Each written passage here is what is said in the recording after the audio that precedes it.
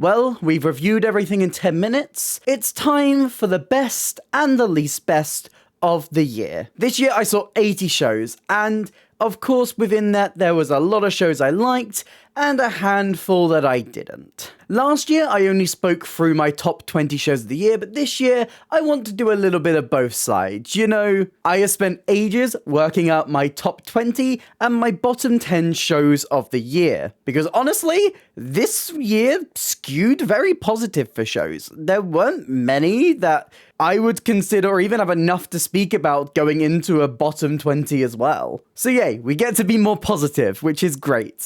So what did I like this year? What didn't I like? Let's find out. But if you haven't seen my face before, hi, I'm Ellie. I talk about theatre.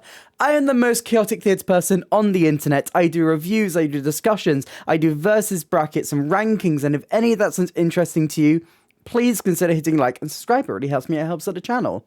But let's dive in to this list. Now, housekeeping. I am going to walk through this list kind of in like a compliment sandwich style. I didn't want this video to just be like all the positive and then all the negative, or all the negative and then all the positives, because I feel like, you know, you're going to get slogged down in like negativity, or like you get all like the really cool stuff, and then we have to spend the rest of the video speaking about the stuff I didn't. So this is the structure the video is going to take. I'm going to start with my honourable and dishonourable mentions. Then I'm going to go into 20 through to 11 on the top 20 list.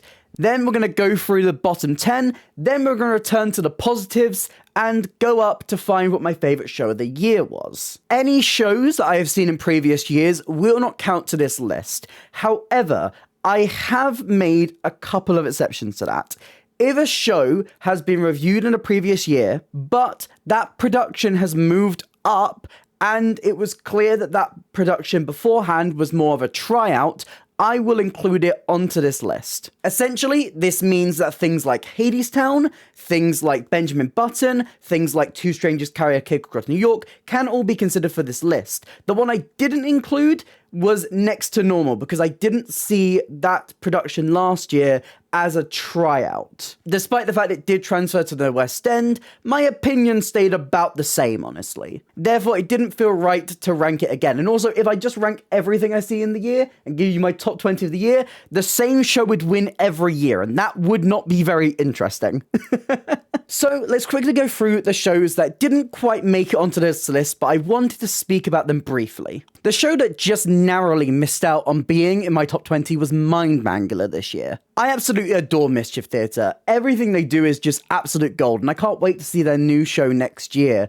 But Mind Mangler is a great example of Mischief Theatre taking a show that didn't quite work, a show that had elements that were like they were struggling with, and refining it into a format that works for it. By taking the Mind Mangler stuff from Magic Goes Wrong, they have developed it and expanded it into this absolutely hilarious show. It was a treat. Wonderfully led by Henry Lewis and Jonathan Sayer. As well as that, a lovely charming show was Kathy and Stella. This was one of my most anticipated shows of the year, and my lord, it was so fun, so charming. I love the female friendship dynamic that they lead within this musical. I love the mystery vibes. It's so wonderful. It's a great example of taking a fringe piece of theatre and allowing it to breathe and to grow into having its own space in the West End, similar to something like Operation Mincemeat last year. This was an absolute treat. And finally, in my honourable mentions, is Why Am I So Single? Despite everything I can say about this show, despite, you know, my opinion being that it's not perfect, I have such a soft spot for this show. I think a lot of that comes down to the representation, how many like trans and queer voices are on that stage. So much of that is so important to me, and I think so much about this show really works if they just took a little bit more time to refine it. I'm of the opinion that it should probably be one act, that it should probably be shortened. There's a lot of songs that just go on for a little bit too long, and just a little bit of tweaking, a little bit of chopping, and a little bit of refining would probably land this show a lot higher than it does right now. But I think the vibes that it has is so Lucy Moss and Toby Marlowe. If you love Six, you're going to love this. There's so much about it I really, really did enjoy. And honestly, out of a lot of the shows on this list, this is probably one of the most rewatchable. Those are my honourable mentions. Let's talk about the two shows that are my dishonourable. To be fair, And we'll speak about this a little bit more when we get into the proper list. The stuff that finds itself towards the bottom, there's very few that are like 2 to 1 star. A lot of them are just 3-star shows with a couple of things that like held me back from really, really loving them. Something like Abigail's Party was like that for me. I had a decent time with this play, but I feel like the narrative of it just lacked a little bit of an impact. It's chaos, it's weird, things go off the wall, and there's a lot of enjoyment I got out of that, but narratively it didn't feel very satisfying. And I don't know how I'm going to hold this program for the entire time because it's massive, but The Devil Wears Prada is a film that I always thought was perfect to be turned into a musical. And the production we got is fine. It works okay. It's exactly what I expected it to be. You know, it has certain moments, the music is fine, but does have a couple of really, really strong songs in there. I found myself in the minority of people who actually really, really like the costuming of it, and a lot of the fashion in the show. But it does feel like a show that needed to work on itself a little bit more and find its own voice. But those are my honourable and dishonourable mentions. Let's move into the list.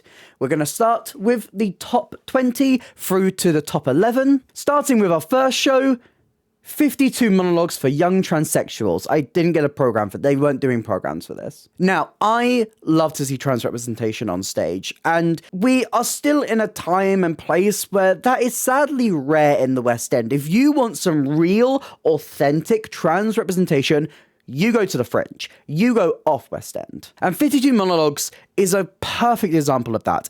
It is raw, it is open, it takes real experiences from real trans people and translates them verbatim onto this stage. And I got so much out of this piece of theatre just watching these experiences be told, the way that they staged these. It was uncomfortable in places, it was awkward in places, but so real, so raw, and so authentic. I'm keeping an eye on this company, who have a fantastic name. They're called Piss Carnation. That is wild, and they explain that in this piece of theatre where they got their name from, and it's hilarious. But I'm keeping an eye on Piss Carnation. I can't believe it. That's a sentence I never thought I was going to say. I'm keeping an eye on Piss Carnation to see what they do in the future. And honestly, if you're watching this and you really enjoy theatre, please go drop them a follow and keep an eye on them, because fringe theatre and trans theatre needs your support more than ever. Number 19, The Witches. This was the first show I saw this year, and as I mentioned in my 10-minute recap, I do really enjoy how this year started with a Dave Malloy musical and also ended with a Dave Malloy musical, which was Natasha Pierre and the Great Comet of 1812. Will that be later on this list? We'll find out. Now, a lot of people will have found me through my video on the Charlie and the Chocolate Factory musical, so you will be aware that I generally quite enjoy these adaptations from Roald Dahl. Obviously, we can say a lot about Roald Dahl as a person. Trust me, I will. But I think the style of Roald Dahl's writing really suits musical theatre and really suits like that darker tone. I think Matilda is the perfect example of this, and while Charlie has its moments, I don't think it quite lives up to this. For me, The Witches sits perfectly in between them. It's a musical that needs a little bit more refining and a little bit more work. But through this production at National, it showed so much potential. There was a lot of fun in the stagecraft of it. I loved their takes on these characters and, you know, feeling really unique to this version as well. And honestly, I think this also had some of the greatest performances of the year. Daniel Rigby as the hotel manager in this show was an absolute riot. And Sally Ann Triplett as grandma, oh my god, fantastic. Out of a lot of the shows I'm going to speak about today, this is one of the ones I want to see come back the most because I feel like it has so much potential. And I know that they want to continue to work on it, but honestly, bringing it back to the National in a year, maybe next Christmas, I think would be a great way to continue working and developing this show and finding the right way to go. Number 18, Spirited Away. I'm really enjoying seeing a lot of these anime adaptations coming to the stage. Death Note, Your Lie in April, My Neighbor Totoro. It's really wonderful to see these pieces of theatre on stage. However, all those ones I've mentioned have been developed with different takes in mind. While both Death Note and Your Lie in April started in Japan, the musician on them, American. My Neighbor Totoro was developed over here in London, and while it has a lot of influence from Studio Ghibli, and obviously embraces the style of Japanese theatre, I wanted a production that really would lean into the Japanese style of theatre and give me an authentic taste of it. And you can't get more authentic than literally taking a production from Japan and just moving it into London. Spirited Away does that. This is a production that started in Japan and came over this year and went to the London Coliseum without being translated. This was performed with surtitles fully in Japanese. And it was wonderful to get to experience that. Obviously, I'm fairly aware of the film. I've watched it and I know the storyline, and that did make it easier to follow, even with, going back and forth between the surtitles. And this is a show that I would really recommend going to see. Well, I mean, it's not open anymore, but nonetheless, it's a show I would recommend going to see if you are aware of Spirited Away, because that does help with the language barrier a little bit. And it's a very faithful adaptation. The puppetry in it is incredible. The performers, outstanding. I think where Totoro works a little bit stronger as a more faithful adaptation, because both of these essentially are the films on stage. They don't really change too much, and it's more so the stagecraft and the way that they translate it that gives it that difference. Is that Totoro, when Totoro does that, it's this wonderful sense of wonder and it makes you feel like a child again. Whereas I don't think that quite clicked the same as Spirited Away, but nonetheless, it's a really well done adaptation and really phenomenal work from this company. Number 17, Slave Play. I went to see Slave Play on closing night. I did their Pay What You Can lottery, and it was a really interesting piece of theatre. It took me to places I did not expect it to go.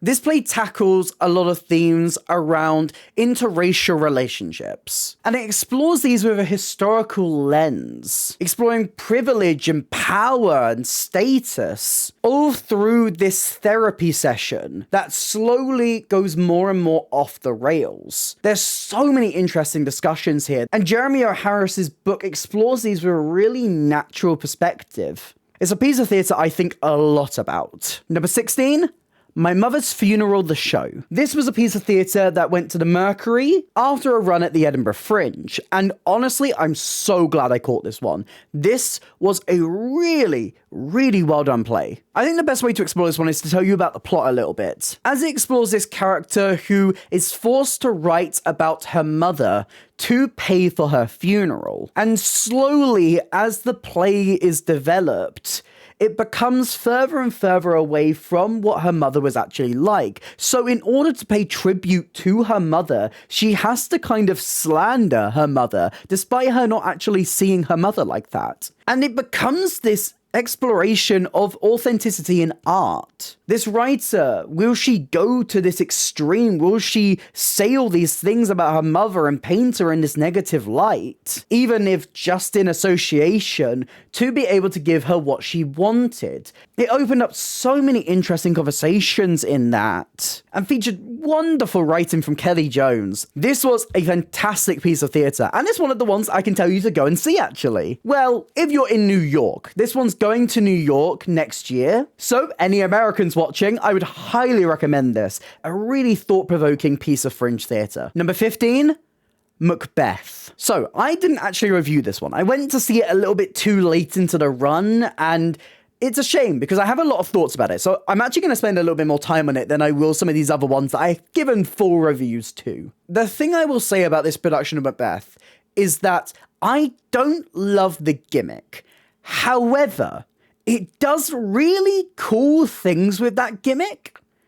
So I can't really say too many negative things about it. Honestly, this is the type of theatre I love. Taking an idea that I'm like, nope, absolutely not. I don't like this. And using it in a way, so by the end, I'm like, okay, I still don't really like this in theatre, but you did things with it that worked very well for this production, so I have to give you credit for that. This version of Macbeth was interesting in the fact that you had to wear headphones throughout the entire thing. This meant that all of the actors' dialogue, all of the soundscapes and sound effects and music were pumped directly into your ears. And this also allowed them to play a lot with volume. There's moments in this show where that really, really worked. A lot of the monologues that David Tennant did at the start. When he's being told the prophecy by the witches, he whispers them in like the tiniest little whisper. And my mic is good, so hold on.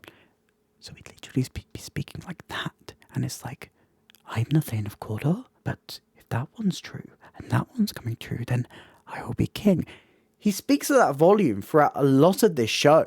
And it's a really interesting way to portray that. It's a really interesting idea and could only be done with this certain gimmick. Having the witches not actually be present on stage, all of their dialogue just being pumped directly through your ears. The soundscapes they make, the music they play. There's really, really cool ideas here. The only thing about these headphones, and the reason I don't really like them in theatre, is that a lot of the time I didn't really feel as engaged. I was front row for this show, right? I was right there in the middle of the action. And yet I feel like the headphones do create a certain disconnect between what's actually happening on stage and your experience watching it. Because what I love about theatre so much is being present, being there, being engaged with these people and knowing that it's happening right in front of me. I can hear them and see them. But having that dialogue pumped through your ears kind of disconnected that in a way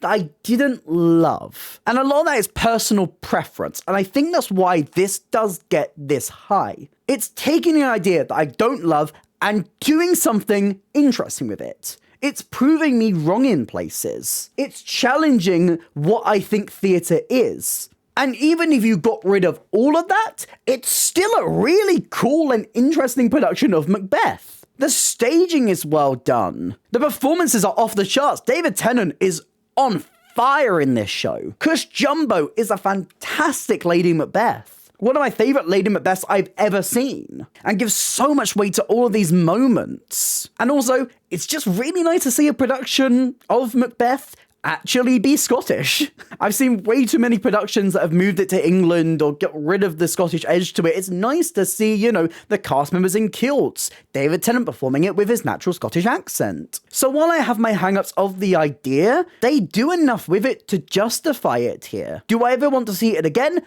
No. But did it work for this production?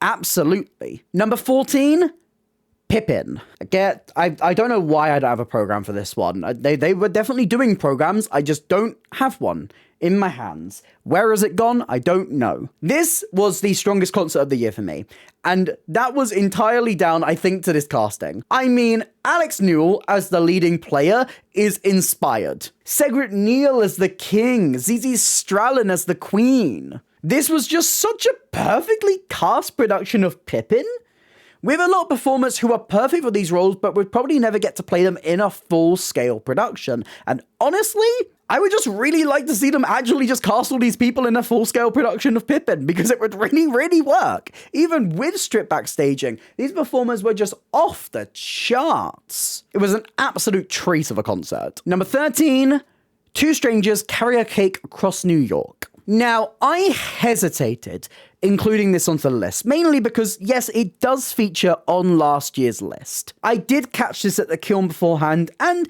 to be fair, this didn't grow too much from the Kiln. When we're speaking about the show itself, it didn't really expand, and honestly, I was missing like a few little upgrades they could have given it, especially to like the back of that set, which felt very dark and bare through this piece. But what improved was this connection, were these two cast members. Dejonna Gift and Sam Tutty are so strong in this. Their chemistry is off the charts. Their dynamic is so fun to watch as they grow as people, as they come together more and more. It's such a wonderful juxtaposition of dynamics, and it's absolutely perfect for the rom-com vibe they're going for throughout this musical. The Criterion was a perfect house for this theatre, the absolute perfect space to allow this story to grow. And quite frankly, this isn't a musical that needed loads and loads of changes to bring it into the West End. And it is another one of the shows I would really love to see come back in a certain way. A mini UK tour, or even bring it back into the West End. Because I really want some more people to fall in love with Two Strangers as much as I have. Number 12,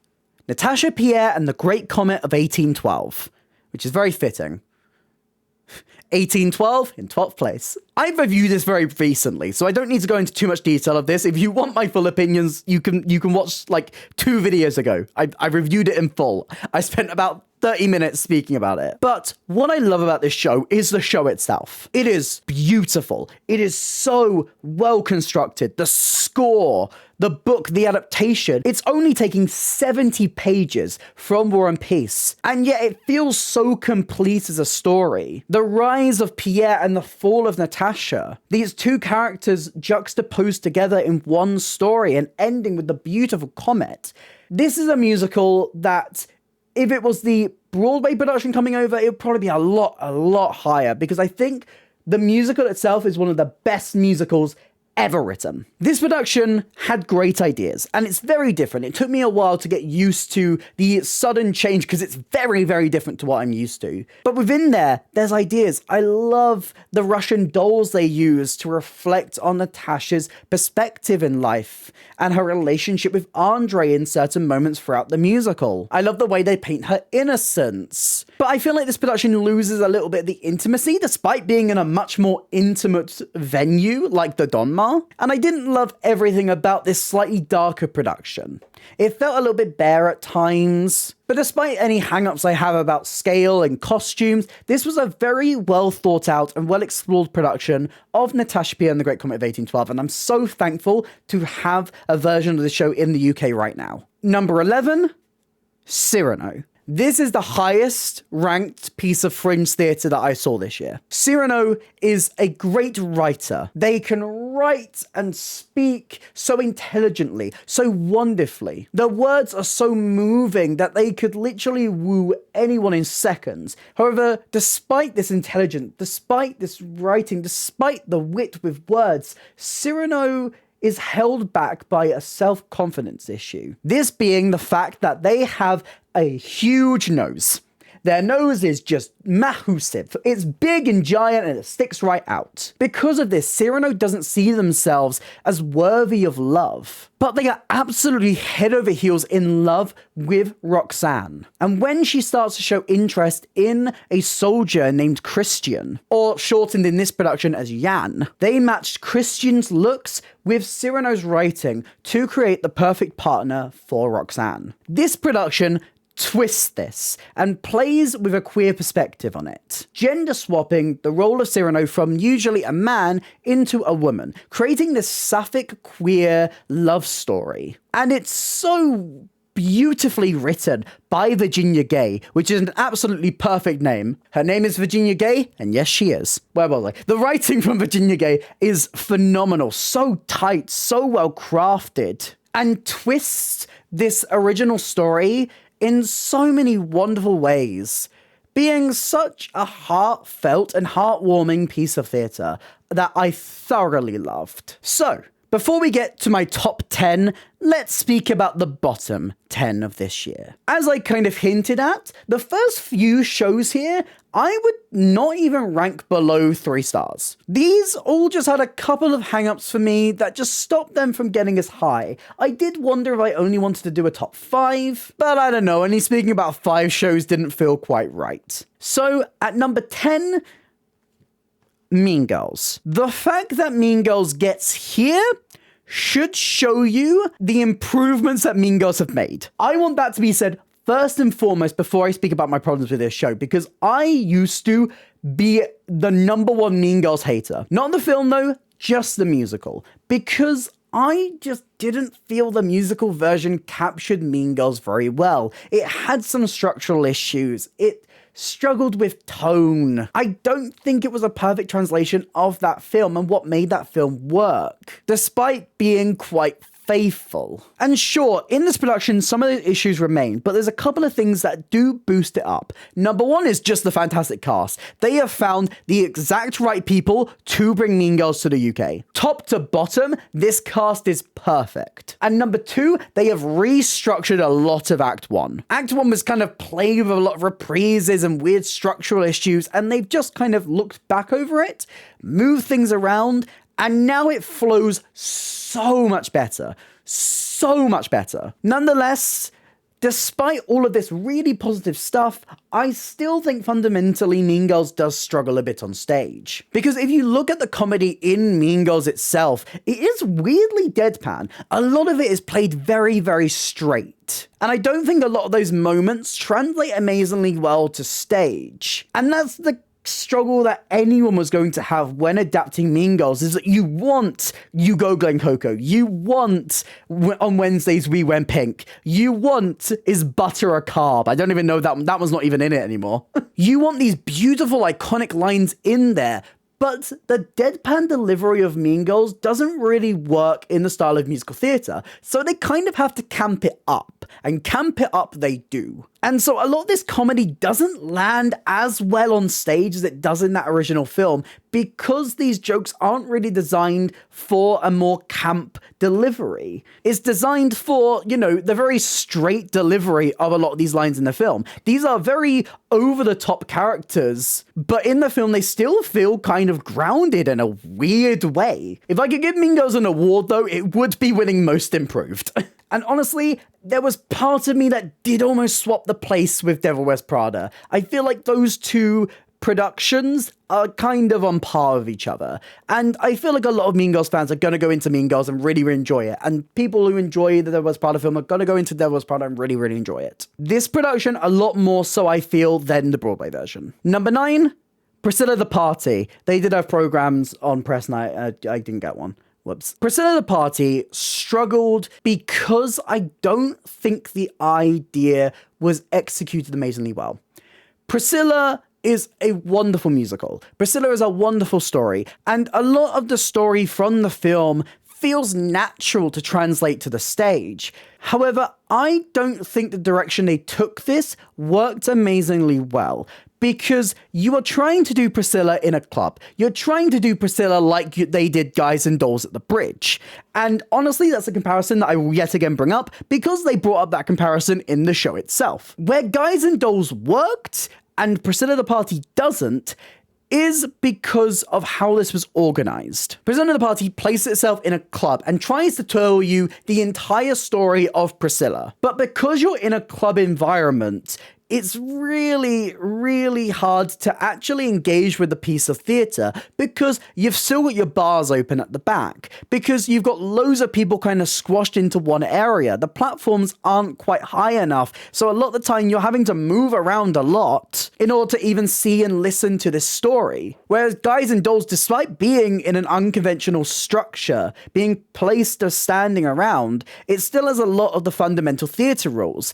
These rules kind of going out the window when you're kind of structuring this piece more as a club experience. You can't really blame people for talking during the show or going and buying more drinks at the bar when the show kind of encourages that through the structure of itself. Priscilla the Party kind of found itself at this crossroads, and they kind of go in both directions, and they needed to stick to one. They either needed to just tell the story of Priscilla, close that bar, and take it away from the proper club and make it more like club themed, or it just needed to take the music of Priscilla and just do that in a club, because then a lot of these problems wouldn't be so prevalent.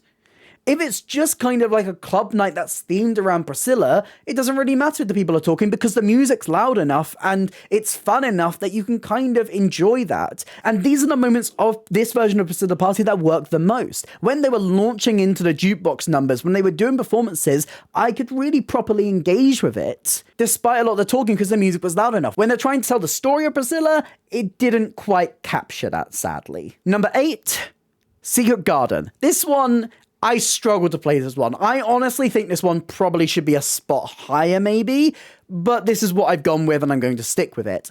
This production, I love the staging of this. I love the way they did it. I love putting this into Regent's Park, because obviously it's perfect. Secret Garden in Regent's Park, doing it by the trees. That's so perfect. That's genius. Why has that not been done before? Unless it has been done before, I don't know. My problems with this piece just came a lot through the adaptation of it. A lot of adaptations of books will use a lot of narration, and this production was no exception. And a lot of this narration did manage to bring in like great lines from the book. I'm sure, and like descriptions, but it kind of became a lot of tell, don't show. And because of this, I felt a certain disconnect to a lot of it. The story itself is so great and did work well for this production, which is why it ranks a little bit higher. And again, this is still a 3-star production to me. But overall, it felt like there was a slightly strong adaptation to be made out of Secret Garden. Number 7, Pretty Woman. This was the film on stage. I honestly just don't really have that much to say about Pretty Woman. It's fine. I feel like where it doesn't work too much in adaptation is because musical theatre, and especially the style of musical theatre this launches into, is big and flashy. This is a Jerry Mitchell show. And when you think of Jerry Mitchell, you think of Kinky Boots, you think of Hairspray, these big, flashy musical, big dance sequences, costumes galore.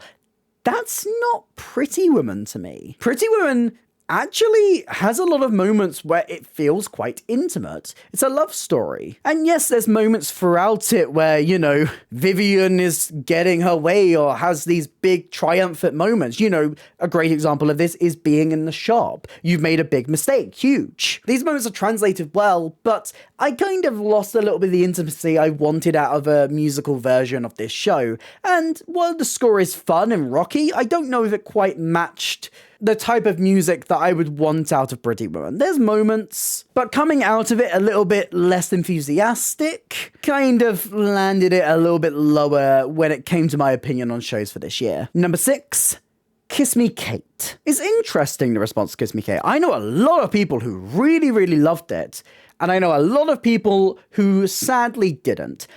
I am part of the second camp there. I can understand fully why people enjoy this production. When it comes to old school musical theatre, this delivers a lot of what you want. And you know, you've got powerhouses like Stephanie J. Block, like Georgina Honorer, like Charlie Stemp, but I feel like I struggled with a lot of the musical itself. I felt a lot of places it was dragging on. I felt like the story itself felt very, very outdated. I think a lot of Cole Porter's signature reprise and then another reprise into a third reprise took a lot of my goodwill for some of these numbers and made me turn against it quite quickly. But the thing about this is when it works, it really, really, really works. Too Darn Hot is one of the best Act 2 openers of all time, and it comes from a musical I don't really like. Another opening, another show is a fantastic opening number. But everything kind of between that didn't really click well for me. There's certain moments of fun with the gangsters. I enjoy Charlie Stemp's character, although I don't know why Charlie Stemp was cast in this role if they're barely going to give him any choreography. That boy can dance and they barely used him.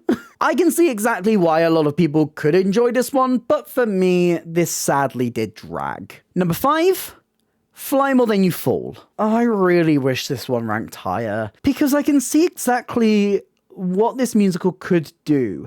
However, it's trying to do too much in too short of a time. This feels like a storyline that would be more suited to a much longer adaptation. Maybe, you know, like a TV series. Because I don't feel like there's enough time within this musical to really fall in love with the characters before they pull the twist on you in Act 2. I loved a lot of the performances here. Keala Settle was great. Robin Rose Lee brought a lot of a groundedness to a character who could feel a little bit overbearing if not performed right. This is a musical where I like a lot of the ideas you're presenting here. It just needs to be refined, and it just needs to pick a little bit more of a direction. Because right now, it's just a little bit too overstuffed to really pack the impact that a musical with this type of subject matter could possibly have. Number 4, I Should Be So Lucky.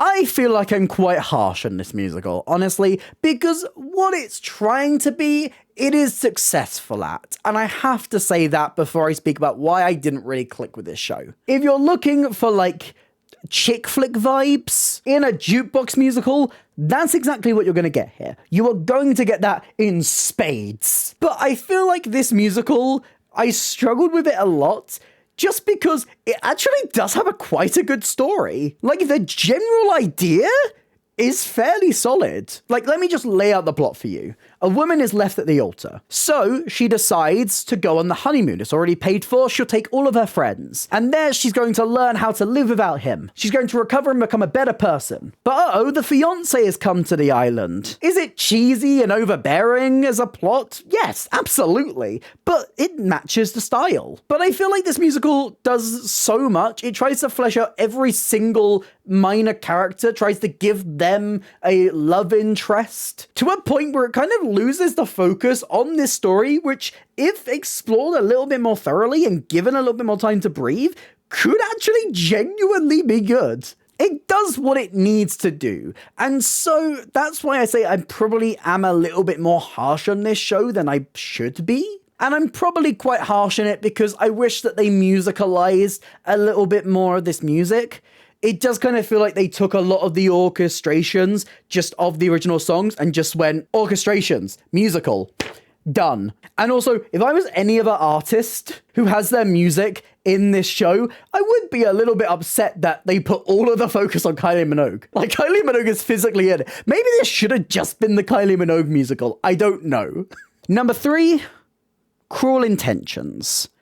This has not aged well. This takes a film that has a lot of really dark source material, a lot of source material that is, you know, very heavy. And instead of kind of juggling around the script going, okay, here's what works, here's what's a bit too much for 2024, it just kind of goes, let's just do it all and make it camp. So you still have this musical with like some of the worst characters I've ever seen in anything ever, but you know, just randomly breaking out into no scrubs. It's a show with such a weird tone, and I don't know whether I would appreciate it more if I was a bigger fan of the film, but sadly, I really, really struggle with this one. Number 2, The Duchess of Malfi. Oh boy, I didn't review this one. I was going to. I had a lot to say, but I kind of ran out of time. Oh boy, let's talk about The Duchess of Malfi. This is a baffling production. And I'm really sad to say that because I really did want to like this one. And it starts off with a lot of promise. Jodie Whittaker comes out of the gate giving a really strong portrayal and carries that through the entire piece. But this gets lost. A lot of the dialogue is very stunted. And because of that, I really struggled to get into these characters, a lot of whom are so over the top in their cruelty that it almost becomes unbelievable, especially when you're taking this and trying to put it into a modern setting. I say modern with quotation marks because all of the attitudes are directly from the original piece. This is a piece of theatre that was originally written in like the 1500s. It's hundreds of years old. And they put it into a fairly modern feeling staging, but none of the attitudes feel like they match that. And I feel like within this, it kind of loses the commentary. It's meant to be a piece all about the power of the patriarchy and the way that this fails women. But I don't think the production really takes advantage of a lot of those themes. I don't even think the book itself really takes a lot of advantage of those themes. And then Act 1 and Act 2 are so tonally mismatched that they might as well be two completely different shows. We go into this sequence at the start of Act 2 that feels like it's cruel for cruelty's sake. This overwhelming and overbearing torture sequence, where by the end of it, it just loses all of its impact and almost feels a bit comedic in a way, while it just tries to do way too much to go, look how awful these people are. So it just blasts sounds, plays these clips of people being shot. It becomes brutality for brutality's sake and doesn't really feel like it's saying anything. And this kind of downward spiral of Act 2 kind of losing its placement, losing its feeling, continues on as we see the downfall of these brothers. Them trying to go for a comedic tone within it, but trying to also sum up the play while, you know, they're prancing around, and it's messy, it's weird, it doesn't feel like it strikes the right impact. And when you're trying to have this really tragic moment on stage, but the audience is laughing, that's when you know you've kind of struggled to present what you wanted to your audience. It was a very inconsistent and messy piece of theatre, and I really, really did struggle to sit through it. It could have been a piece of theatre that explored a lot of these themes of misogyny, maybe even compared them from the attitudes then to now. How much or how little has actually changed. But I don't think it did enough to reflect this into a modern lens. And because of that, and because of the presentation and the direction, overall, it felt like a little bit of a misfire. And my least favourite show of the year, Opening Night. Oh boy, Opening Night. Opening Night loses itself very, very quickly. It starts off with a pretty good song for Sheridan Smith. Magic, this quite lovely number about crafting theatre. And then, slowly but surely, it falls completely off the rails into this weird, absurdist piece that I don't know what it was trying to say. It feels like it's trying to have these conversations about mental health, but the piece itself doesn't really explore these at all. Most of the time just kind of shoving her to the side. And itself not really making sense. Why would you continue to keep this actress who is very clearly struggling, who is going on stage multiple nights, and just completely throwing away the script? At a certain point, you would just go, actually, on the first night she does that, you would go, take her off, let's put the understudy on. And sadly, this wasn't made up with really strong direction. With this use of filming throughout the piece that doesn't really feel very purposeful, hand-waved away as like a documentary team, but could have been used in a different way to showcase maybe stuff that's happening backstage, or to contrast things and opinions or character perspectives, which it didn't really feel like it was doing very much. It's a piece that I very, very much struggled with. But with the negativity aside, we can get back into the top 10 shows of the year. What are my favourite pieces of theatre I saw throughout 2024? Starting with number 10, Standing at the Sky's Edge. I missed this piece when it was in Sheffield. I missed this piece at the National Theatre, and I'm so glad I got to see it this year, because it is a really strong piece of theatre. I think what I really connected to with this musical was its book, and the stories that it told. The contrast and the flow between these three different time periods, seeing these characters who intersect the different times. The lifeblood of this estate and how it changes. It was really cool to see, and it's such a tightly written book by Chris Bush. It's beautiful. The music, I really, really enjoyed. All of Richard Hawley's music, which is taken and embedded into this jukebox musical, works. My main problem does come with a little bit of the structure. This is a very different type of jukebox musical, and because of the way they use the music to kind of just give emotion, instead of using it as musical theatre often does to kind of push the story forward, it's kind of hard to describe it as a musical, really. It does feel a little bit more in times and at times as a play with music. And I feel like, while, it does feel like it pauses in too many places, these songs add a lot of meaning. These songs add a lot of emotion. And the cast perform them beautifully. It's a really, really strong piece of theatre. And I can't wait to see how they explore this source material in the TV show that they're adapting. I hope that after that comes out, they'll bring it back to the stage at some point, because I would love to experience this show again. Number 9, this was probably the hardest thing to rank. This show, I have switched its placement about 1 million times. It could be higher, it could be lower. It was tough, but at number 9 is 42 Balloons.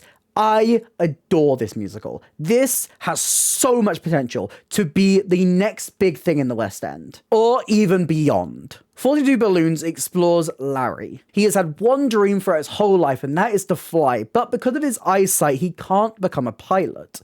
So instead, after having this dream and holding it tight for years and years, he one day decided to tie 42 weather balloons to a lawn chair and fly himself up into the sky. And that sounds absurd, but it actually happened. This is a true story, and it explores Larry's plight and dream, the execution and the aftermath of this with so much wonderful detail. It goes into the highs and lows of Larry's journey through this. The struggles he took for people to take this seriously.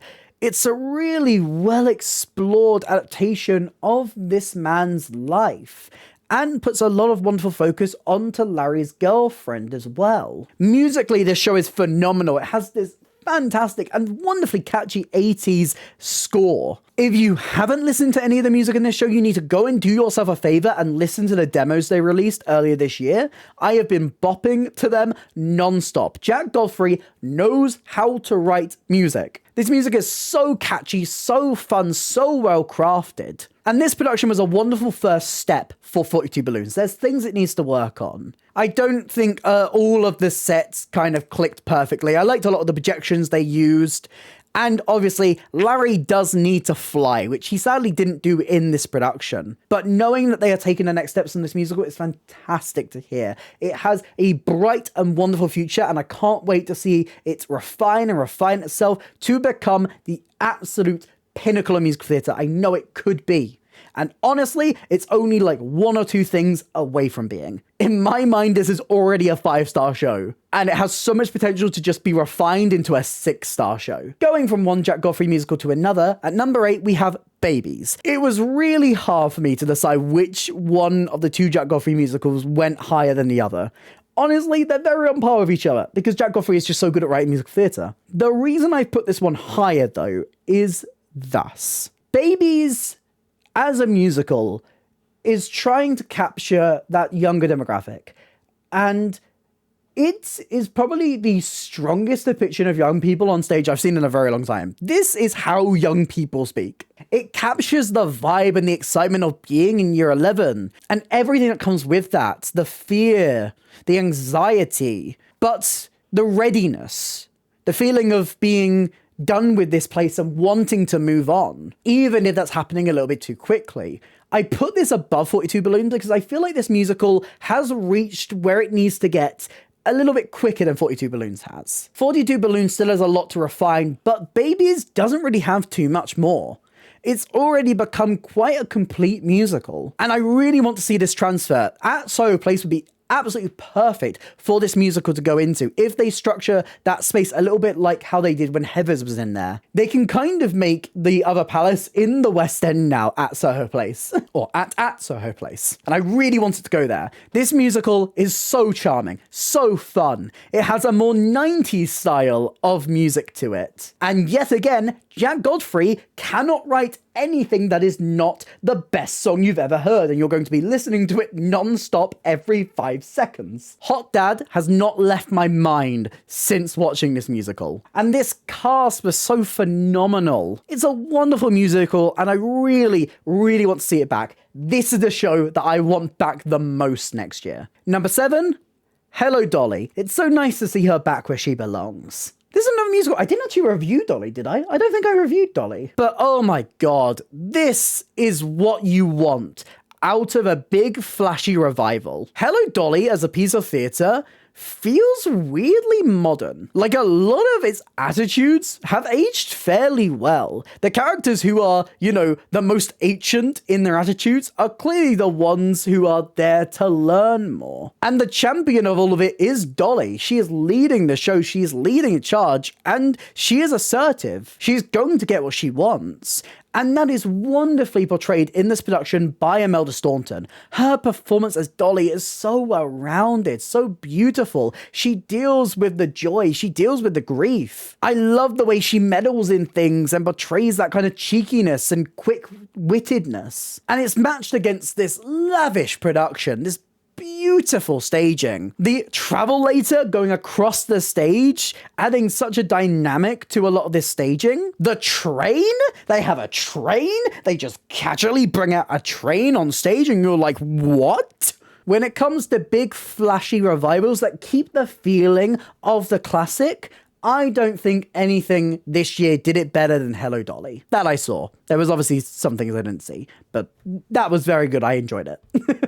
Number 6, just missing out in the top 5, The Hills of California. It's really interesting to hear how this play has changed since going to Broadway, because even in this version, I really, really loved it. It was definitely the characters. The characters is what sold me on this piece. Jez Butterworth just writes really authentic feeling characters. And these sisters were so interesting to watch on stage. The way that you see the fractured relationship now contrasted to how they were as kids. This play jumping between these two time periods to show how this relationship fell apart. I love the moments where they start to reconnect, when they start to reminisce. And honestly, it would probably be even higher if I could fly out to New York right now and see the Broadway version with the new ending, because that new ending feels like it just completes that play even more. Despite that, this version was so strong, with fantastic performances across the board. From this fantastic young ensemble of Nancy Allslop, Sophia Ally, Lara McDonnell, and Nicola Turner, to Laura Donnelly, Leanne Best, Helena Wilson, and Ophelia Loverbond, creating this dynamic of sisters. A piece of theatre that I will think about for a long time, and is probably one of the best paced first acts I've ever seen. This first act felt like 30 minutes when it was like a full hour long. All right, top 5. Number 5, Guys and Dolls. If you can make me stand up for 3 hours straight, and I feel like I need to go and do that twice more after doing it once, you know you've succeeded. Guys and Dolls is wonderful. And it's such an experience to get to do it stood up, to feel a part of that action. And a lot of credit has to go to the organization of that. It's done so well. It never feels like it interrupts your experience when you're having to be moved because a set's about to come up. The stage hands and the ushers who work on this show do a fantastic job at keeping that space feeling fine, even on a more busy night like a press night, and to make sure that never really interrupts your experience of the show. The show itself is so good. Of course, you've got all of the iconic numbers, Luck Be a Lady, Sit Down, You're Rocking the Boat, Marry the Man Today, with gorgeous orchestrations throughout. It was wonderful to feel a part of the story of Guys and Dolls, and I never want to see a production not like this. I don't think I could ever see Guys and Dolls normally again. Number 4, The Picture of Dorian Gray. Oh my god.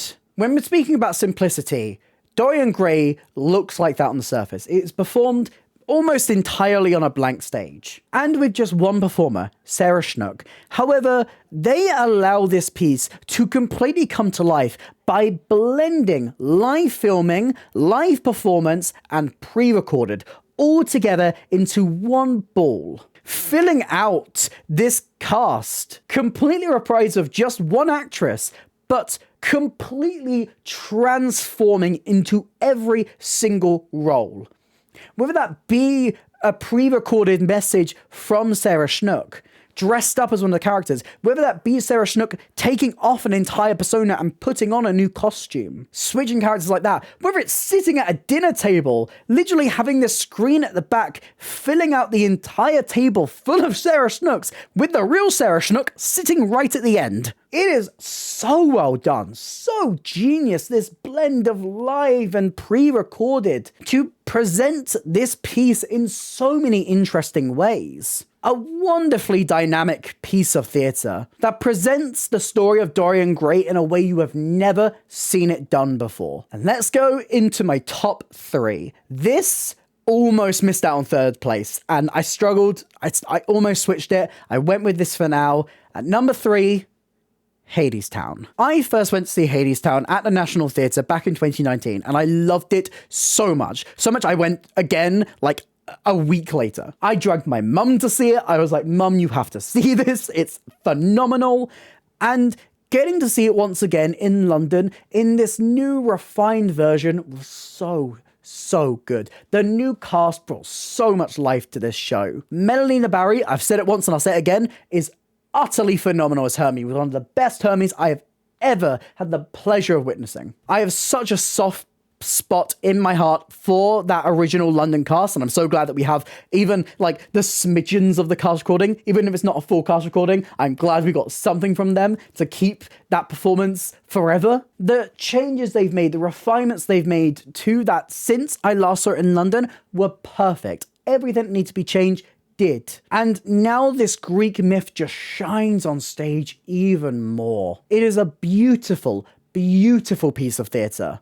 And I can't wait to hear that story again next year. Number 2, people, places, and things. I am a huge fan of Duncan Macmillan's writing. One of my favourite plays of all time is a one-person play called Every Brilliant Thing, which explores mental health in such a wholesome way. This feels like a companion piece to that, but dealing with it in certain opposite ways. People, Places and Things deals with a lot of heavy subject matter, addiction, mental health, and it doesn't shy away from some moments of brutality in that.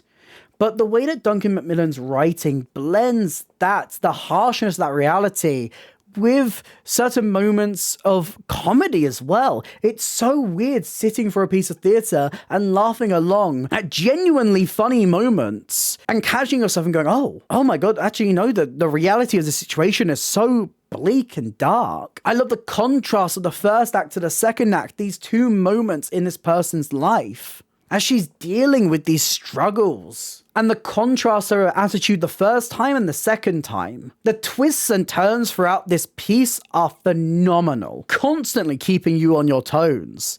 And the final reveal that comes in the last 10 minutes literally pulled my heart out of my chest. It's such a heart-sinking moment, a moment of this utter deep realization of who this person is. Even to the bitter end, it doesn't leave you with a massively satisfying ending, but it still feels right. A person who, despite all of her struggles, is trying to continue on. It feels so realistic, so human, and is one of the most affecting pieces of theatre that I saw this year. It may be 10 years old, but it holds up just as well. And we've made it. We are at my number 1 show of the year. This show found itself on the list last year, and I initially wasn't going to keep it. I initially had the idea that I would not cover it again. And then when I went to see it, it has refined itself so perfectly, changed the couple of things it needed to change, and brought in 2 new leading cast members that have created such a wonderful new connection that this had to be my number 1 piece of the year. My favourite show of 2024, The Curious Case of Benjamin Button. We all know the story of Benjamin Button, a man who ages backwards. And when you initially hear that, you don't think of musical theatre, but yet Jethro Compton and Darren Clarke have created one of the most beautiful pieces of theatre I have seen in a long time. They explore this classic Fitzgerald story, but move it to Jethro Compton's home of Cornwall and blend it with this marvellous, authentic, folksy music that becomes the lifeblood for this piece. As we see Benjamin's life unfold, the people who come and go throughout his life, the lessons he learns, the moments of personal tragedy, everything about this musical unfolds exactly how it needs to. These chain events, this domino effect that the musical explores thematically, creating a deeply moving experience. Exactly what I love about musical theatre. I wouldn't even say that this is one of my favourite shows of the year. This is probably one of my favourite musicals of all time. I think it has definitely cracked that list. I am very, very comfortable in saying it is my favourite show of 2024. But there we go. What are your favourite shows of 2024? Let me know all your thoughts on this in the comments down below. If you did enjoy this video, please consider hitting like and subscribe. It really helps me, it helps out the channel. Here's some links to some other videos on screen right now and a link to my Instagram if you'd like to drop me a follow over there. I also have other social links and a merch store in the description down below. But that's it for me today, and I hope to see you next time. Bye.